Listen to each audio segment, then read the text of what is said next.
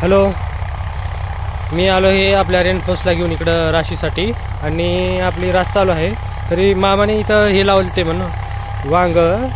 विचारलो मी त्यांना, तर म्हणले काही फायदा झाला का म्हणलं, तर का म्हणले अरे घातलेली तेवढे पण निघाले नाहीत म्हणले. हे बघा वांग, मला वांग दाखवतो मी.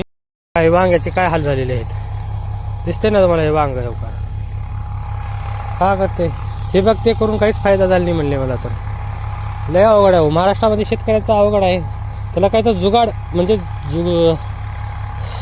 सोबती काहीतरी धंदा पाहिजे त्याच्यासाठी, जुगाड, तरच काय काय ना शेतकऱ्याला उरतंय. नाहीतर काय नाही, सोयाबीनला नीट भाव नाही ना, तुरीला नीट भाव नाही. 10,000 होता, आता कुठं 8,000 7,000 तूर जाऊ लागले.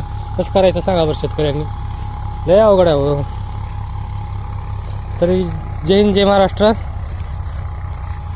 लाईक करा, फॉलो करा, सबस्क्राईब करा माझं चॅनल.